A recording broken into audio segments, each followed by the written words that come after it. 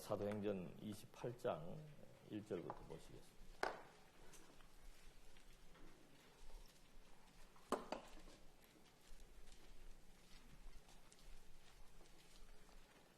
아, 28장 봉독해 드리겠습니다. 우리가 구조된 후에 안즉 그 섬은 멜리데라 하더라. 비가 오고 날이 참에 원주민들이 우리에게 특별한 동정을 하여 불을 피워 우리를 다 영접하더라. 바울이 나무 한 묶음을 거두어 불에 넣으니 뜨거움으로 말미암아 독사가 나와 그 손을 물고 있는지라.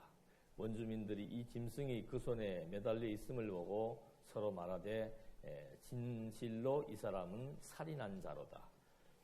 바다에서는 구조를 받았으나 공의가 그를 살지 못하게 함이로다 하더니 바울이 그 짐승을 불에 떨어뜨림에 조금도 상함이 없더라. 그들은 그가 붙든지 혹은 갑자기 쓰러져 죽을 줄로 기다렸다가 오래 기다려도 그에게 아무 이상이 없음을 보고 돌이켜 생각하여 말하되 그를 신이라 하더라. 지금 사도 바울은 가는 곳곳마다 곤고함과 형통함을 하나님께서 겸하여 역사해 하시면서 정말 이 복음의 진리를 올바로 증거할 수 있는 그런 여건들을 하나하나 조성해 나가시는 것, 이것을 우리가 지금까지 보아왔습니다. 사도 바울이 예루살렘으로부터 시작해서 로마에 가기까지는 몇 년이 걸리지 않았습니다. 그러나 그 기간은 엄청난 시련의 연속이었습니다. 도대체 저 사람이 무엇 때문에 저희를 위해서 저렇게 고생을 하며 살아야 되는지 우리는 그때마다 확인한 바가 있습니다. 바울은 수년을 걸려서 거쳐왔던 이 복음 전파의 행적들을 저희들은 이제 한 30여 시간을 통해서 그 족적들을 확인해 본 바가 있습니다. 오늘은 이제 그 마지막 시간에 도달을 했습니다. 마지막에도 하나님은 항상 이렇게 극적인 장면들을 연출해서 많은 사람들로 하여금 하나님의 살아계심을 확인시켜 주시고 또 사도 바울로 하여금 복음을 증거하는 문을 자연스럽게 여시면서 하나님의 뜻을 펼쳐나가는 장면들을 확인해 볼 수 있습니다. 바울은 그동안 항해를 하면서 폭풍을 만났죠. 폭풍을 만난다는 것은 살아날 수 있는 확률이 거의가 없습니다. 그런 여러 가지 많은 위기를 겪으면서도 하나님은 그런 폭풍을 의미 없이 겪게 하진 않습니다. 우리도 마찬가지입니다. 우리들의 인생에 주어지는 폭풍 같은 많은 어려움들이 아무런 의미 없이 주어지는 것은 하나도 없습니다. 우리 신앙인들의 자세는 뭔가 그런 일들을 통해서 의미를 찾아 나가는 것. 그게 명철한 자고 지혜로운 자입니다. 지혜가 없는 사람들은 나타난 사건, 발생된 일에 대해서 원망하거나 자만하거나 둘 중에 하나예요. 승리의 개가를 부르든지 아니면 실패해서 패배의식에 젖어 살든지 누구 때문에 그랬다라고 하는 그런 식의 생각만 하지만 저희들은 폭풍 속에 들어가 있을 때나 고요할 때나 정말 형통한 길을 걸을 때나 협착한 그런 위기 속에 빠질 때나 항상 하나님을 중심으로 생각할 수 있는 그러한 해석 체계가 하나님께서 우리에게 허락하신 진리의 말씀을 통해 주어진 것, 이것이 우리들로 하여금 삶의 지혜가 되고 주어진 상황과 여건 속에서도 항상 긍정적으로 살아갈 수 있는 요인이 되는 줄로 압니다. 사도 바울이 이런 그 폭풍 가운데서 이제 구조가 되어서 조그만 섬에 안착을 하게 됐는데 그냥 섬에 안착했으면 또 거기에서 그냥 먹을 거 먹고 이렇게 다음 항해를 위해서 준비할 것 하면 되는데 하나님은 그런 것들을 아주 드라마틱하게 섭리해 나가시는 것을 볼 수 있는 거죠. 그러니까 모여서 추우니까 장작불을 지폈는데 마침 거기에 뱀 한 마리가 들어있다가 독사죠. 독사에 물리면은 독이 퍼져 죽게 되어 있는데 이미 마가복음에서 예수님이 예언을 했습니다. 내 제자들은 나가서 온 천하 만민에게 복음을 전할 때 표적을 통해서 전하게 할 것이다. 그러니까 말씀을 선포하기도 하지만은 표적을 통해서도 예수가 하나님의 아들 그리스도라는 사실을 증명해 주겠다고 이미 선언한 바가 있습니다. 예수님 스스로가. 그런데 정말로 사도라는 표적, 사도는 그리스도의 종이며 제자입니다.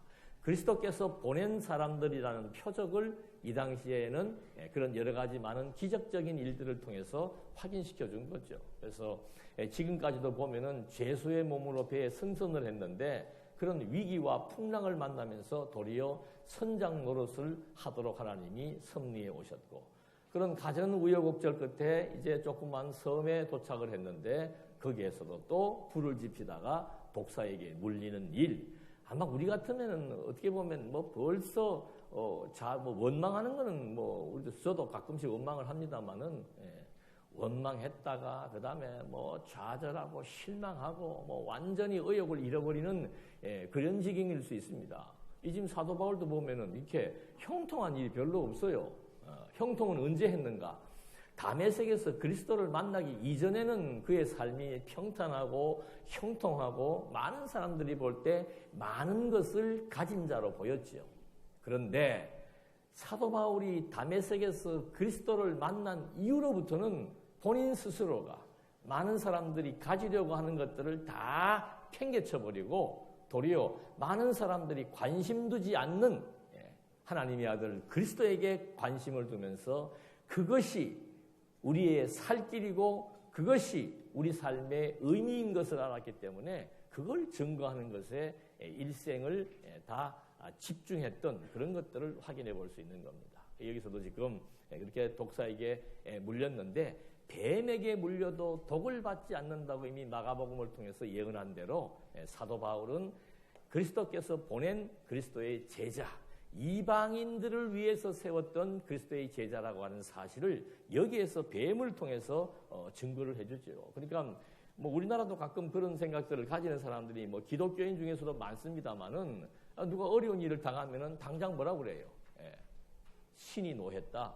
무슨 뭐 징계받을 일이 있었다. 이렇게 풀어나가는데 여기서도 마찬가지예요. 아이고 저 사람 독뱀에 물렸다. 저거 혹시 전에 살인하지 않았는가? 뭐 도둑질하지 않았는가? 하나님의 신의 공의와 공평이 살아있구나. 이런 식으로 해석들을 해서 사도 바울을 이제 그렇게 잘못 평가를 한 거죠. 살인자로 평가를 했는데 독사에게 물려도 전혀 아무런 징후가 나타나지 않으니까 그 다음에는 반대로 어떻게 해요? 신이라고. 그러니까 인간은 별거 아니에요. 아무리 대단한 능력을 가지고 있고 뭐 대단한 성공을 한 사람들이라도 어떤 위기 앞에 어떤 놀라운 능력 앞에 무릎을 꿇을 수밖에 없는 겁니다.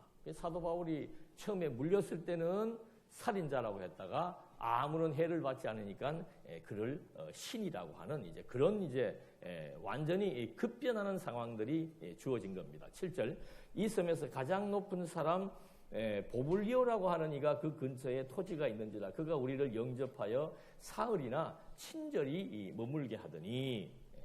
그러니까 이 사람들 바울의 일행들을 지금 사흘 동안 그 섬에서 잘 친절을 베풀어서 머물게 했는데 그 보블리오의 부친이 그 섬에서 가장 높은 지금으로 말하면 추장이에요. 섬의 추장의 아버지가 열병과 이질에 걸려 누워있거늘 바울이 들어가서 기도하고 그에게 안수하여 낫게 하며 이러므로 섬 가운데 다른 병든 사람들이 와서 고침을 받고 후한 예로 우리를 대접하고 떠날 때 우리 쓸 것을 배에 실었더라. 그러니까 하나님의 계획은 이미 광풍들을 만나게 해서 이 섬 저 섬 죽을 고비를 넘겨서 이 섬에 도착했을 때도 하나님의 뜻은 뭔가 이 섬에 가서 이미 다 풍란으로 말미암아 파선해서 배에 있던 양식들을 다 바다에 버렸기 때문에 먹을 것이 없어요. 그걸 하나님은 이제 이런 방식으로 준비해 놓으신다. 그걸 우리가 확인해 볼 수 있는 겁니다. 그러니까 하나님의 섭리는 우리가 예측할 수가 없습니다. 눈에 보이는 당장의 사건만 보게 되면은 아이고 어떻게 내 인생이 이렇게 좀 맑은 날이 없고 형통함이 없고 어떻게 이렇게 계속해서 이런 고난의 연속일까라고 좌절할 수가 있습니다만은 그러한 것들은 결국 우리 성도들에게 있어서는 이 땅 위에서도 물론 그런 절박함과 절실함이 내게 주어진 작은 것에 대해서 정말 감동하고 감사하고 잊어버리지 않도록 해나가시는 하나님의 의미 부여를 하기 위한 섭리라고 하는 사실. 그래서 우리들에게는 신자들에게는 나쁜 것이 아무것도 없습니다. 해석만 하게 되면은 정말 부정을 긍정으로, 좌절을 소망으로 바꿀 수 있는 그런 해석 체계를 가지고 산다라고 하는 것은 이건 정말 아무에게나 주어지지 않는 행운이죠. 많은 사람들, 우리 사람들은 해석 능력을 가지고 있습니다. 사람들이 해석 능력을 가지고 어떻게 해석하느냐에 따라서 주어진 상황의 해석이 달라지는데 대부분의 많은 사람들은 전부 자기 주관적이죠. 그래서 이 역사라는 것, 역사 해석도 올바른 역사 해석을 할 수가 없습니다. 하나의 사건을 놓고도 자기들의 입장과 관점에 따라서 정반대의 해석의 결과가 나오게 되는 것처럼 지금 인생들의 주관적 해석 능력이라고 하는 것은 결과가 그렇게 아름답지 못하고 전부 자기중심적입니다. 우리가 아까 찬양할 때도 비교해 보니까 아무것도 가진 것 없는 것처럼 보이고 가난한 것처럼 보이는데 바울이 그러잖아요. 나는 가난한 자 같으나 부유한 자고 아무것도 가진 것이 없는 자 같으나 모든 것을 가지고 있는 자다. 그런 말이 어디가 있습니까? 저 사람은 지금 자기가 가난하고 가진 것이 없으니까 그냥 생각이라도 그렇게 하고 사는가 보다. 여러분은 어때요? 모든 것을 다 가졌습니까? 모든 것까지는 안 가더라도 한 30%만 가져도 좋겠구만. 그 모든 것의 후면에는 뭐가 있는 겁니까? 하나님에 대한 믿음을 말하는 겁니다. 하나님은 우주와 만물을 창조하신 피조세계 모든 것의 주인이에요. 그러니까 그 주인이 우리의 아버지라 이 말입니다. 우리에게 필요한 것이 있으면은 당신이 적절한 시기에 이처럼 섬에 들어갔을 때도 이런 아주 재밌는 사건들을 통해서 배에 양식을 준비하도록 섭리해 나가시는 섭리 역사. 그러니까 우리는 그냥 가고 싶어서 갔는데 하나님은 다른 어떤 것들을 준비해 놓으셨더라. 그래서 다윗도 만사를 구비하시는 하나님이라고 얘기하는 겁니다. 특히 우리 젊은 친구들은 그냥 오늘 주어진 현실만 바라보고 우울해하거나 좌절하거나 나는 왜 이렇게 경제력이 풍부한 부모 밑에서 태어나지 못했을까? 나는 왜 이렇게 할 만큼 열심히 해도 어떻게 결과가 나오지 않을까? 나는 또 왜 이렇게 무엇이 하면 하는 대로 시험에 붙지를 못하고 꼭 왜 마지막 면접에서 떨어질까? 그 순간만 보는 거예요.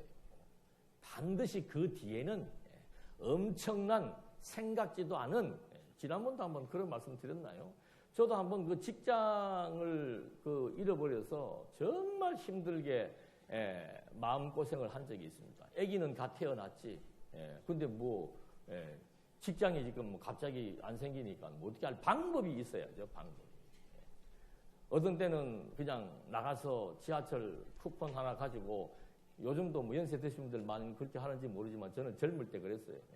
여기서부터 끝까지 가만히 갔다가 그 다음에 종로 일가에서 저 동대문까지 지하 통로 연결, 겨울에 추우니까 통로 연결대를 하염없이 걸어갔다가 또 저녁에 돌아와서는 동네 주변을 걸어가면서 하늘을 보면 말이 필요 없어요.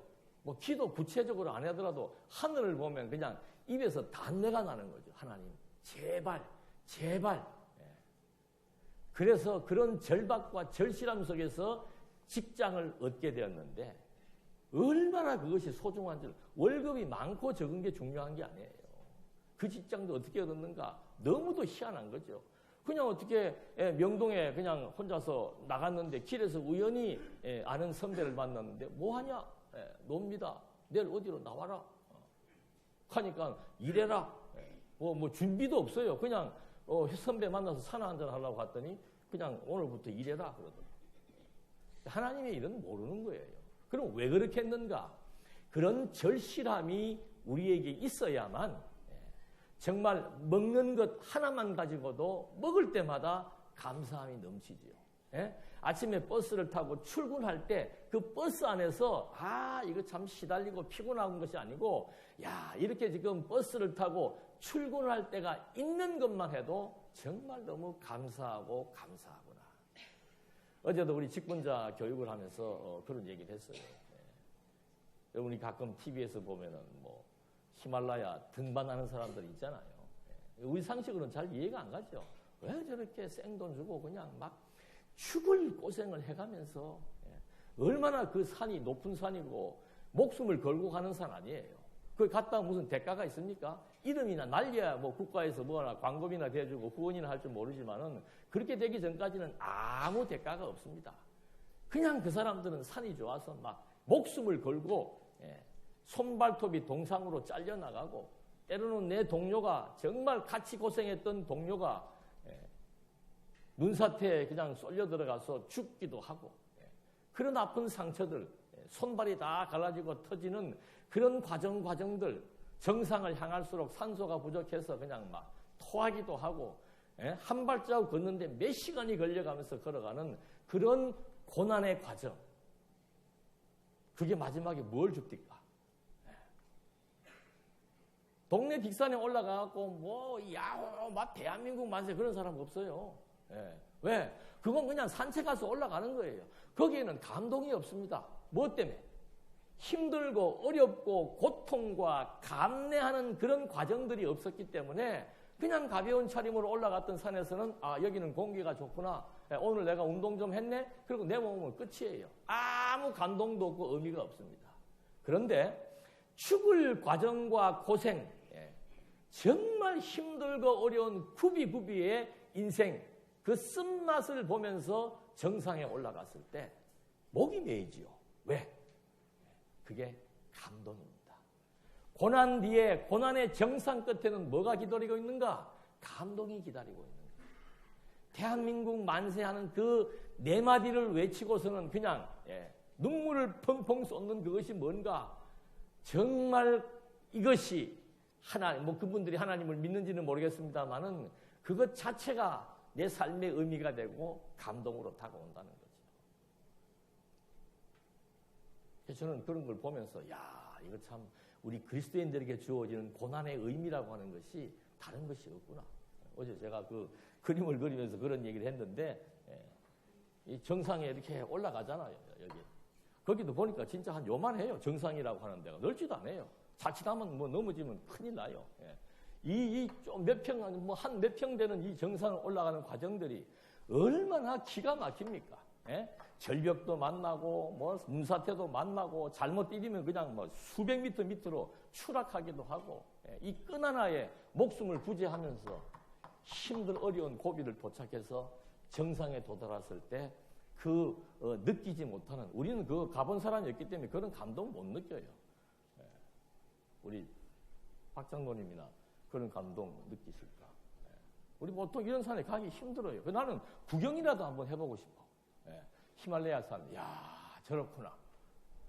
이거를 타고 올라가서 여기 올라간 사람이 느끼는 그 감동은 겪었던 시련과 고생과 고난과 정비례하는 감동이지요.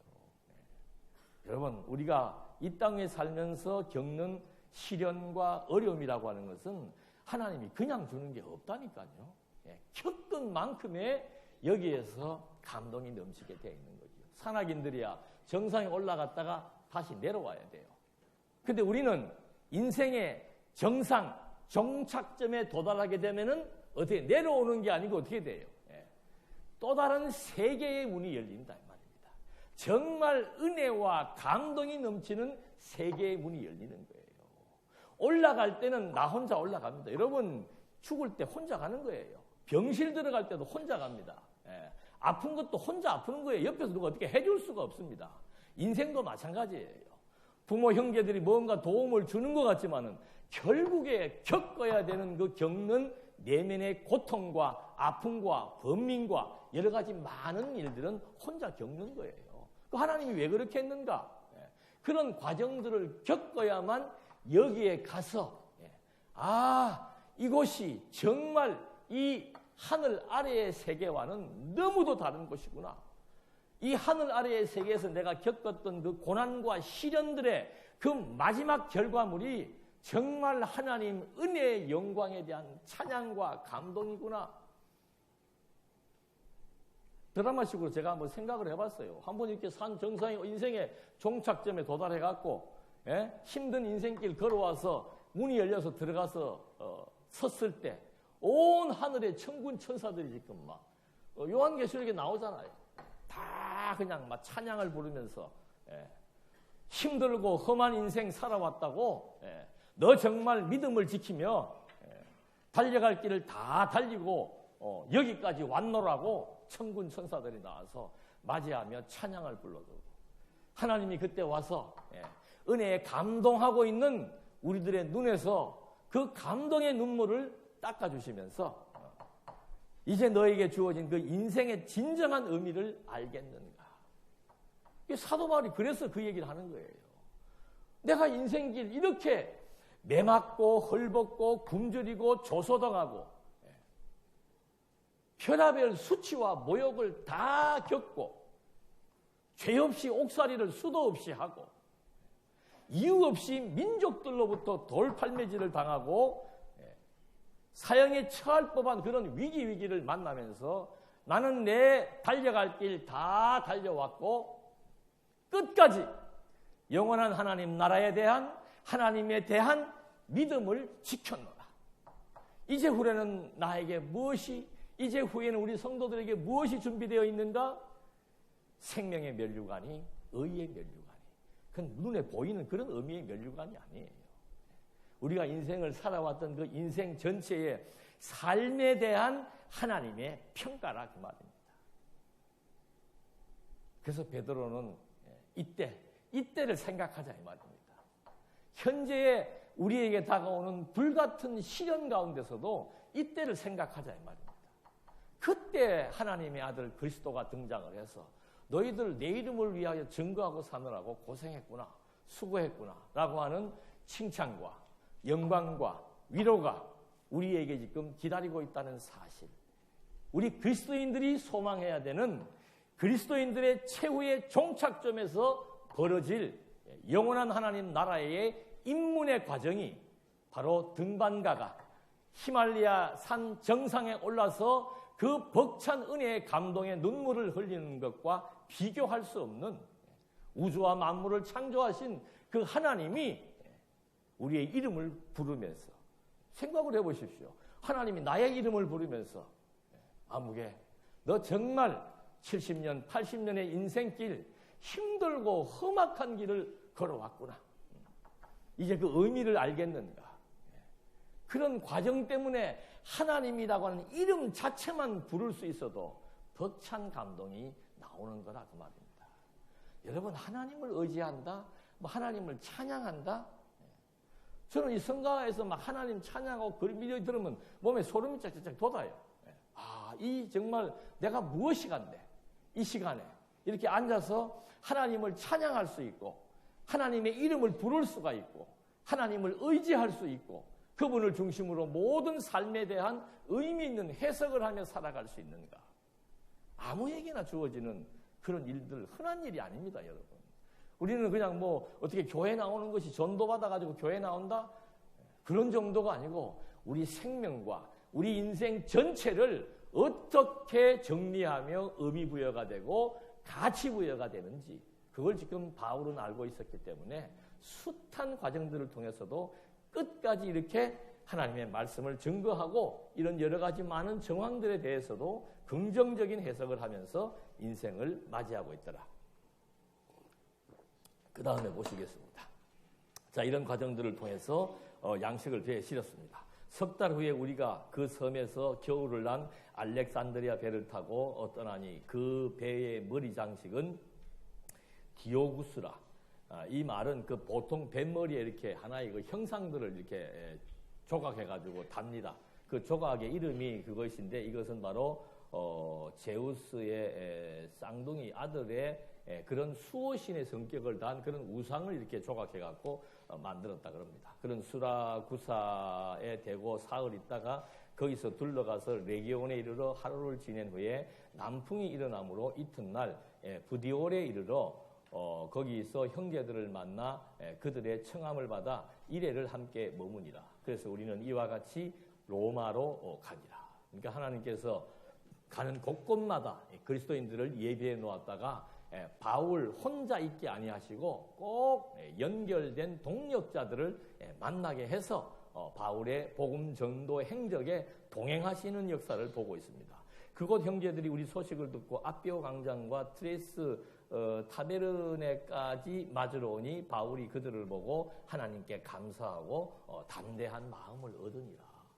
그러니까 여러분 우리 오늘 오후 시간에도 그 얘기를 하겠습니다만은 이 복음에 합당한 생활이라고 하는 것은 뭔가 하면은 진리와 함께 아는 것, 믿는 것 같은 형제들끼리 서로 함께 동력하고 함께 도움을 주고 그렇게 함께 살아가는 것을 의미하는 겁니다. 여기도 보십시오. 바울이 뭐라 그럽니까? 그렇게 어떤 그 섬에 가고 생소한 도시를 갔는데 이미 거기에 알고 있던 사람들이 뭐 많은 사람도 아니에요. 두세 사람.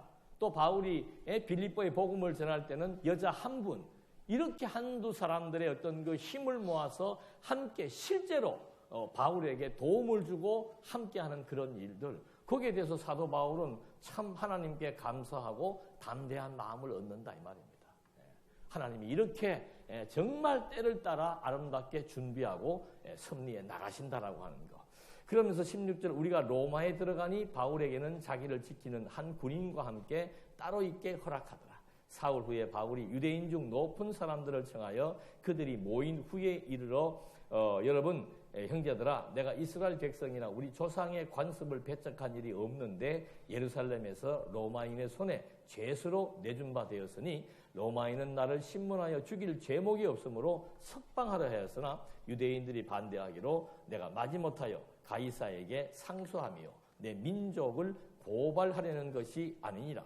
이러므로 너희를 보고 함께 이야기하려고 청하였으니 이스라엘의 소망으로 말미암아 내가 이 쇠사슬에 매인 바 되었노라. 내가 지금 억울한 누명을 썼고 결국은 뭐 잘못도 없지만 유대인들의 그 잘못된 신사상 때문에 내가 이렇게 지금 쇠고랑을 차고 있는데 내가 찬 이 쇠고랑이 결국 나중 가서는 진실로 밝혀질 것이고 그래서 유대인들에게도 예수를 그리스도로 믿는 그런 소망이 기다리고 있을 것이다. 21절 그들이 이르되 우리가 유대에서 내게 대한 편지도 받은 일이 없고 또 형제 중 누가 와서 내게 대하여 좋지 못한 것을 전하든지 이야기한 일도 없느니라. 이에 우리가 너의 사상이 어떠한가 듣고자 하니 이 파에 대하여는 어디서든지 반대를 받는 줄 알기 때문이다.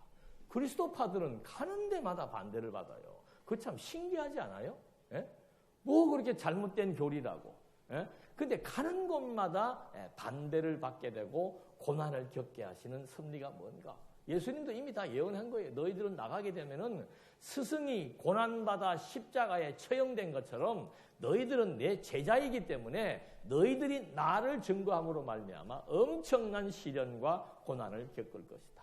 12사도들 거의 다가 순교를 당한 거예요. 그래서 이 고난에 대한 것이 예언된 대로 계속해서 반대를 받고 거부를 당하고 고난을 당하는데 23절 그들이 날짜를 정하고 그가 유숙하는 집에 많이 오니 바울이 아침부터 저녁까지 강론하여 하나님의 나라를 증언하고 모세의 율법과 선지자의 말을 가지고 예수에 대하여 권하더라. 바울이 로마에 가서 이제 감금 상태예요. 새빵은 얻어 있지만 형무소 지하 바닥에 들어간 건 아니고 그 근처에 감금이 된 상태, 마음대로 다닐 수 없는 그런 몸으로 있는데 사람들이 뭘 정해가지고 날짜를 정해가지고 그러니까 지금도 이게 날짜와 시간을 정해서 모이는 겁니다.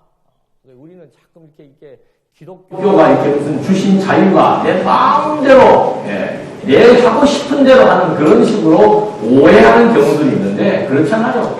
성경을 공부해도 시간을 정하고 날짜를 정하고 무슨 행사를 해도 시간을 정하고 날짜를 정하고 이제 우리 머릿속에서 내 하고 싶은 대로 이런 생각들은 아주 좋지 않은 생각입니다. 철저하게 하나님의 뜻은 이렇게 밝혀집니다. 정한 시간과 날짜, 하나님의 뜻은 사람들의 마음과 여러 가지 환경들을 통해서 진행되고 섭리되는 거예요. 마음은 아무런 상관도 없이 하나님이 직접 무슨 툭툭 무엇을 던져버리는 그런 일들은 없습니다. 왜 인간을 만들어 놓고 아니 복음이 전파되는데 우리는 없으면 전파가 안 되겠어요? 반향 소리를 통해서도 전파됩니다. 그런데 왜 사람을 쓰시는가? 하나님은 사람을 통해서 하나님의 뜻을, 하나님의 능력을, 하나님의 섭리를 증거하게 하기 위한 것이기 때문에 이렇게 지금 철저하게 하나하나를 다 정리하고 정해놓고 하게 하는데 바울 로마에 가서도 이제 로마에 가서 본인이 하고 싶었던 일을 하게 되는 거예요. 바울의 소원이 뭡니까? 바울의 소원은 로마에 가서 내가 뭐 죄수가 되든 자유인이 되든 그게 중요한 게 아니고 로마라는 곳에 좀 가가지고 하나님의 나라에 대해서 죽음에서 부활하신 예수가 왜 하나님의 아들인지에 대해서 그걸 좀 마음 전하고 싶은 마음을 하나님께서 주신 것이라 이 말입니다. 여러분은 그런 마음이 안 든다면 하나님이 나를 지금 그렇게 안 쓰시는 거예요. 예. 일거리가 없다고 행복해하는 게 아니에요. 예. 나는 왜 그런 마음이 안 들지? 예. 그런 마음을 갖고 사는 바울의 마음은 항상 기쁨이 넘친 겁니다. 우리는 바울이 살아가는 인생의 겉모습만 보니까 매맞고 가난하고 헐벗고 굶주리고 모욕과 수치를 당하는 그런 현상적인 것들만 보니까 바울은 사도니까 저렇게 사는가 보다. 아니에요. 바울이 무슨 뭐 철로 만든 철인이 아니에요. 그런 외형적인 많은 어려움과 고난 가운데서도 그 마음의 중심에는 하나님이 나와 함께 하시고 하나님이 날 사랑하시고 하나님이 나를 부르셔서 하나님의 선한 일에 나를 써주시는구나. 그것이 바울을 움직이는 동력이라 이 말입니다. 여러분 하나님 믿으시잖아요. 예? 하나님 믿으시잖아요. 하나님이 무슨 액세서리가 아니란 말입니다. 예? 내가 급할 때 그냥 종교 행위를 하는 하나님이 아니에요. 뭐 다른 종교들처럼 오늘은 종교 의식을 통해서 내가 믿는 신 앞에 내가 그런 게 아니에요. 하나님은 그냥 우리 삶의 실제 속에 우리의 생각과 마음 모든 것들을 하나님이 움직여서 우리 개개인으로 하여금 하나님의 영광을 보게 하고 하나님의 일 자체가 내 삶의 의미가 될 수 있는 그런 과정으로 끌어서 이런 죽음을 불사하는 현장 속으로 집어넣었을 때 그 환경 때문에 낙심하거나 실망하거나 절망하는 것이 아니고 그 환경이 어려우면 어려울수록 도리어 바울의 내면 세계는 기쁨과 감동이 넘치는, 지금 이렇게 바울이 로마에 있으면서 빌립보 교회에 편지를 쓴 거예요. 그 중에 뭐가 있는가? 기뻐하라, 기뻐하라. 내가 다시 말하노니 기뻐하라. 옥중에서 쓴 편지 중에 한 구절이 뭔가 하면은 기뻐하라 이 말입니다. 아니 감옥 생활하는 게 뭐가 기뻐요?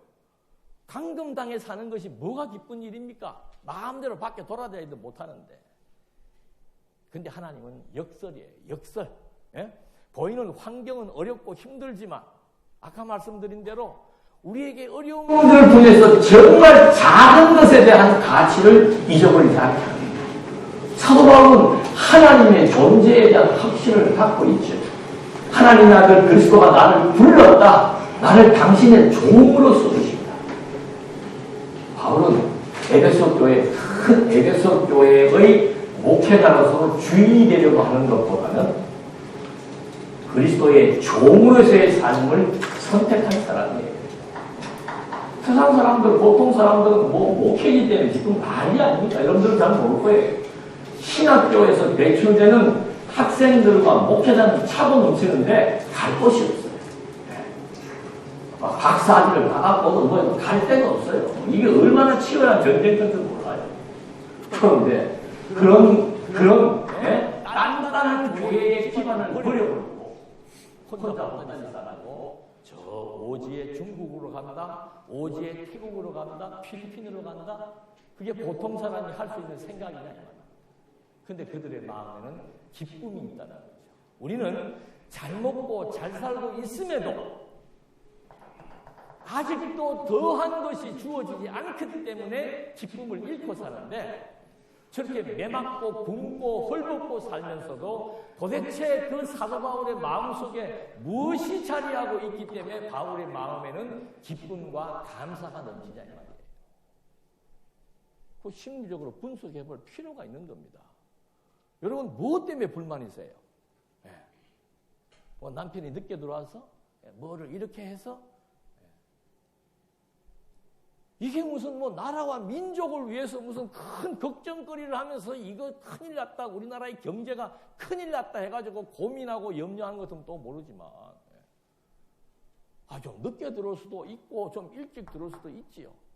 또 와서 일을 도와줄 수도 있고 안 도와줄 수도 있죠. 이게 무슨 전부 별것도 아닌 것 때문에 정말로 중요한 심령의 평안을 잊어버리고 감사를 잊어버리는 거. 여러분 그 마음에 감사한 마음이 든다라고 하는 것처럼 행복한 건 없습니다. 붓기를 먹어도요. 마음의 감격과 감사와 기쁨을 소유할 수 있는 사람은 정말 그 사람은 행복한 사람이에요. 사도 바울이 그런 내면 세계를 구축해 나가면서 계속해서 하나님의 나라와 예수에 대해서 권했는데 24절 그 말을 믿는 사람도 있고 믿지 아니하는 사람도 있어 서로 맞지 아니하여 흩어질 때 바울이 한 말로 이르되 성령이 선지자 이사야를 통해 너희 조상들에게 말씀하신 것이 옳도다. 이 백성에게 가서 말하기를 너희가 듣기는 들어도 도무지 깨닫지 못하며 보기는 보아도 도무지 알지 못하는도다. 이 백성들의 마음이 우둔하여져서 그 귀로 듣는 그 귀로는 둔하게 듣고 그 눈으로는 감았으니 이는 눈으로 보고 귀로 듣고 마음으로 깨달아 돌아오면 내가 고쳐줄까 함이라 하였으니 그런즉 하나님의 이 구원이 이방인에게로 보내어진 줄 알라. 그들은 그것을 들으리라 하더라. 보통 그냥 와서 말씀 전해서 가면 그냥 가는갑다 그러면 되는데 사도 바울은 꼭 어떻게 해요? 그 유대인들이 들어서 미운 소리만 골라서 하고 있어. 그냥 가면 가는갑다는데 잠깐만 일로 와봐라. 너 왜 가는 줄 아느냐? 왜 마음이 갈리는 줄 아냐? 너희들이 알고 있는 700년 전 이사야 선지자가 유대인들은 들어도 듣지 못하고 보아도 보지 못한다고 이미 말했다. 왜? 보고 깨달아 돌이킬까 보아서. 그런 악담이 어디가 있어요? 그러고서는 하는 말이 이제는 이방인들은 구원을 받을 것이라고 얘기를 하면서 29절은 없음 30절 바울이 온 이태를 자기 셋집에 머물면서 자기에게 오는 사람을 다 영접하고 오는 사람들을 다 영접하고 뭐 한 거예요? 왜 영접한 겁니까? 하나님의 나라를 전파하며 주 예수 그리스도에 관한 모든 것을 담대하게 그리고 어떻게 해요? 거침없이 가르친다. 주부들 동네에 있는 사람들 이렇게 영접할 때 어디 가면 뭐가 좋더라, 뭐가 싸더라 그런 소리 하는 것보다 왕따가 되더라도 나는 정말 마음이 편안해. 왜? 이런 환경 속에서도 마음이 편안해. 왜? 나는 이러한 하나님을 믿고 살기 때문에. 그게 복음을 증거하여 가르치는 겁니다. 그래서 사도 바울이 이제 이스라엘 역사를 보게 되면은 성령이 예루살렘에 떨어졌지요. 예수님께서 부활 승천하시고 성령이 임해가지고 그때 성령이 임했을 때 많은 제자들이 있었지만은 베드로와 요한이 이제 다니면서 많은 증거들을 보였고 그리고는 스데반이 순교를 하게 됩니다. 이게 아주 그 중요한 사건의 계기가 되죠. 스데반이 처음 순교를 함으로 말미암아 이 그리스도교가 확산되는데 아주 크게 기여를 하게 됩니다.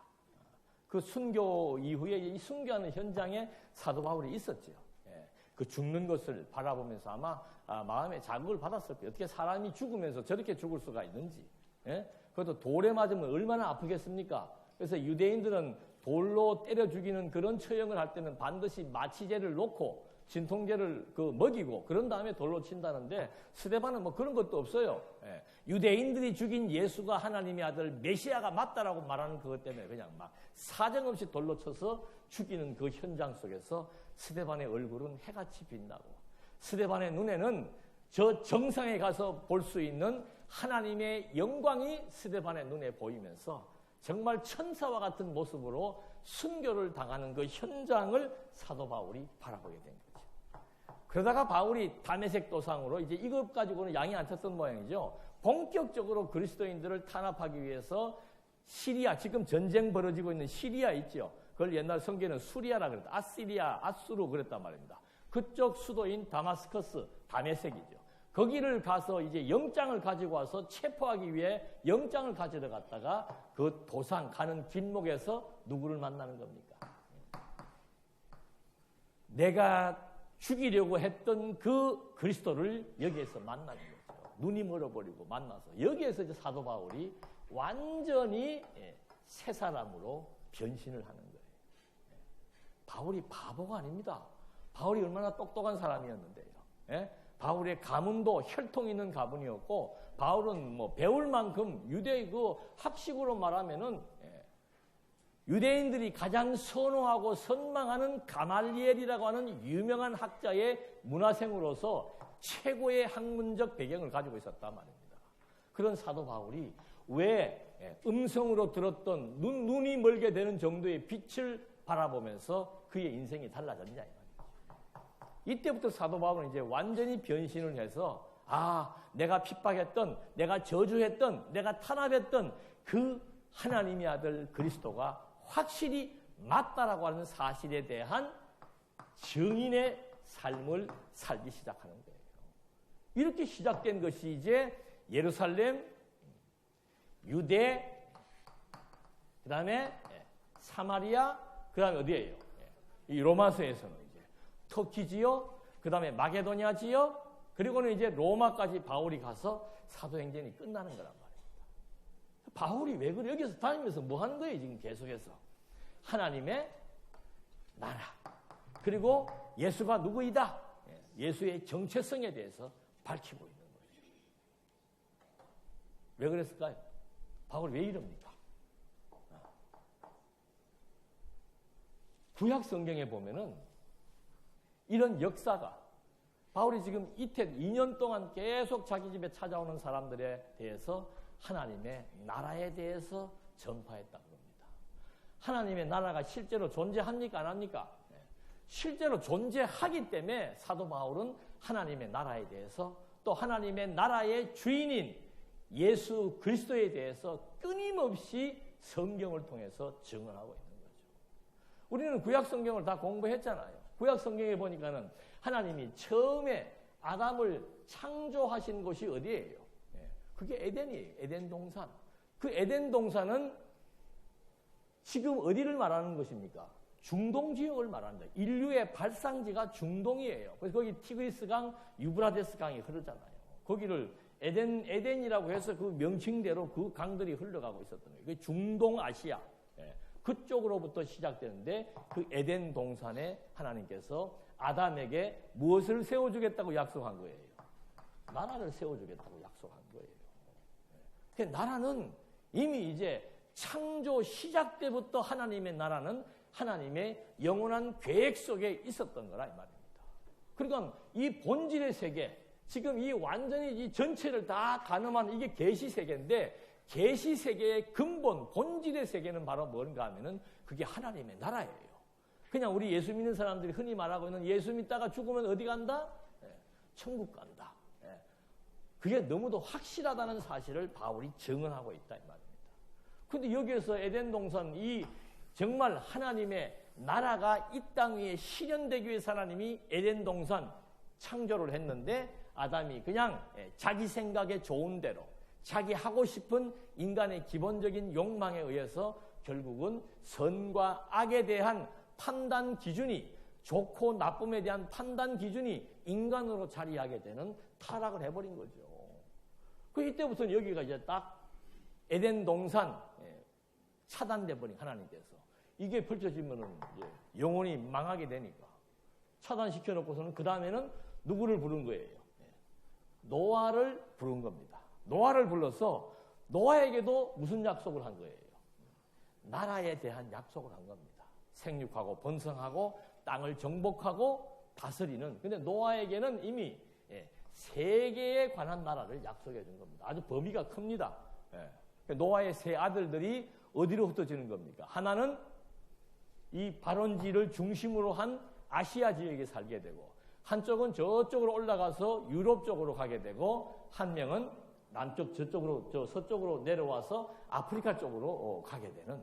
그래서 여기에 노아에 와가지고는 이제 나라가 세 아들을 통해서 세계의 지역으로 경계가 확산되어지도록 하나님이 섭리해 나가는 겁니다.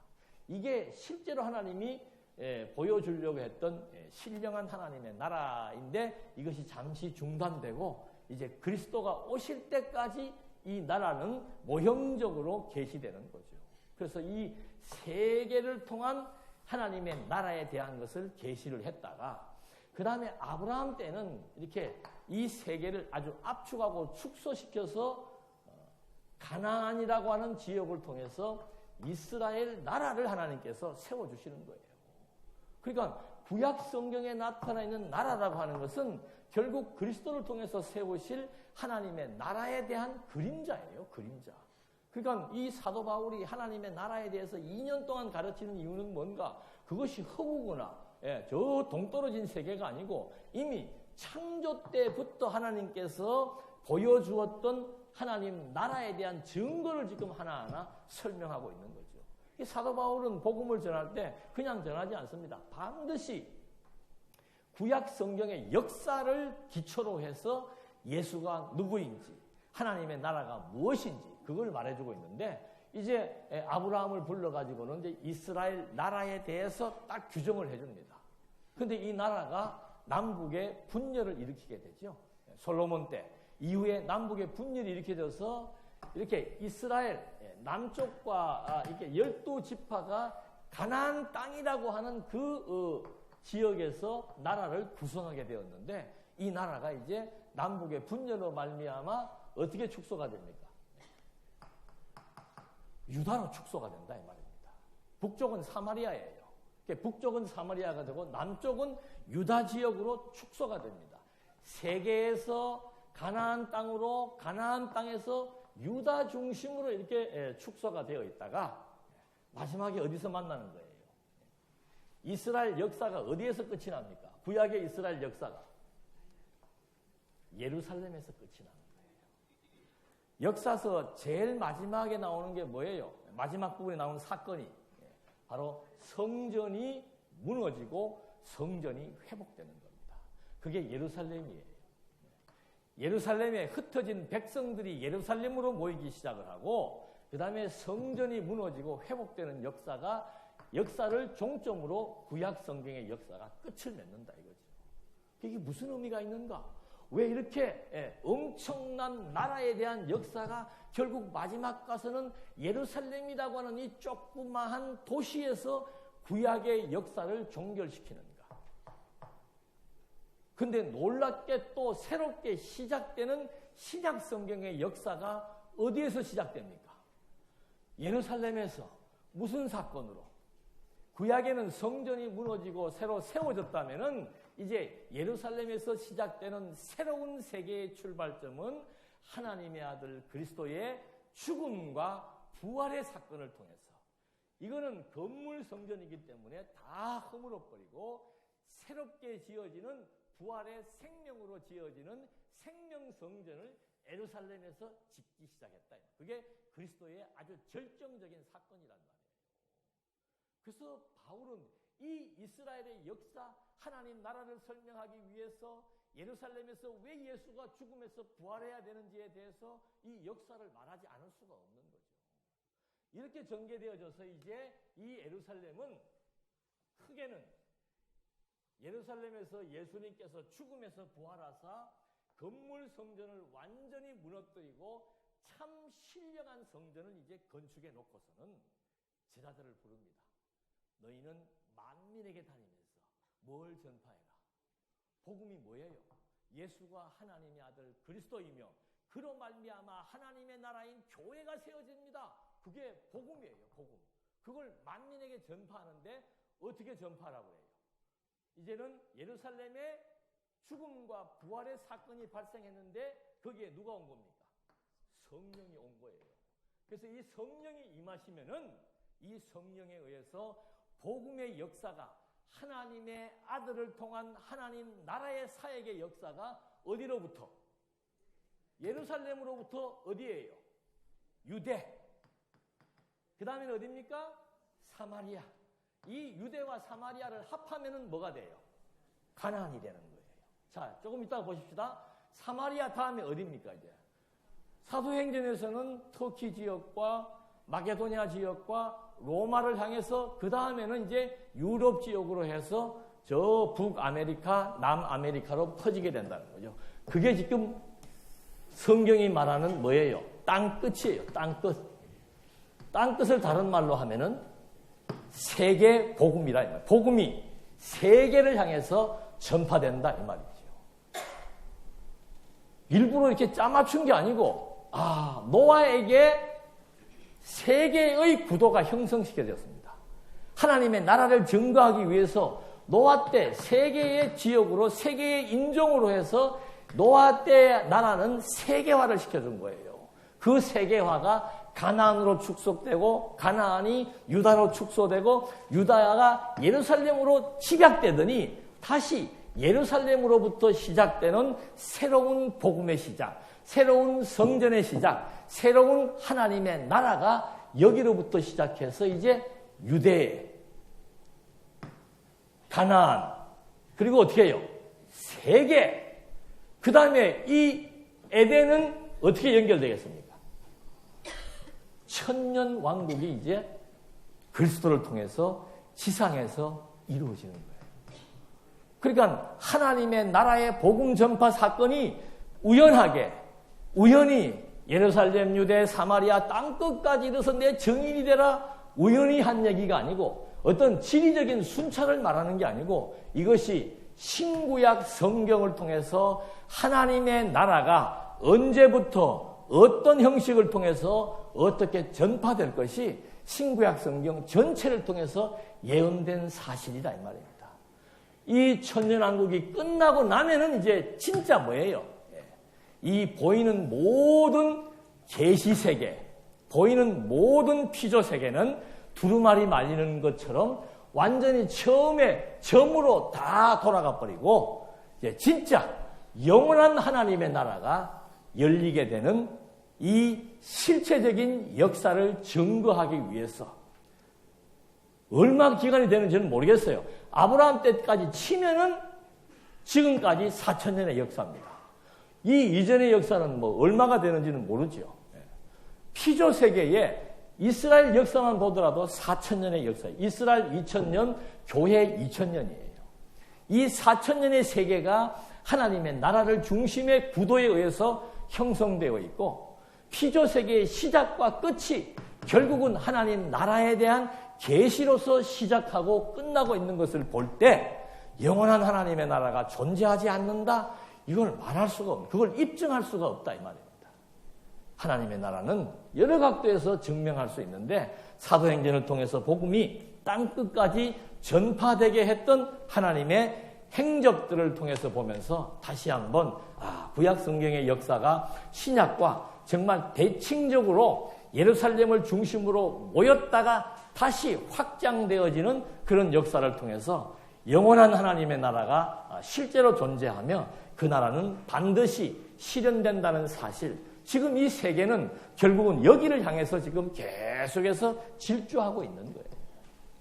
태어났다 죽고 태어났다 죽고 생육하고 번성하고 생육하고 번성하고 계속해서 구약 속에서는 혈통적인 생육 번성이었지만은 신약 시대에는 이제 하나님의 아들 그리스도를 통해서 새로운 영혼의 생명이 거듭나게 해서 그 새 생명으로 말미암아 생육하고 번성하는 하나님 나라의 백성들을 생육하고 번성시키는 실체적인 역사를 통해서 반드시 이 보이는 세계가 없어지고 영원한 세계가 다시 다가올 것. 그래서 사도 바울은 우리가 주목하는 것은, 우리 인생들이 주목하는 것은 세상 사람들처럼 이 나라에 주목하는 것이 아니고 내가 주목하는 것은, 우리가 주목하는 것은 보이지 않는 영원한 본질의 세계, 영원한 하나님의 나라를 주목하며 나는 내 인생길에 주어진 하나님께서 주어진 직무를 선한 싸움 다 싸우며 달려갈 길 다 달리고 믿음을 지키며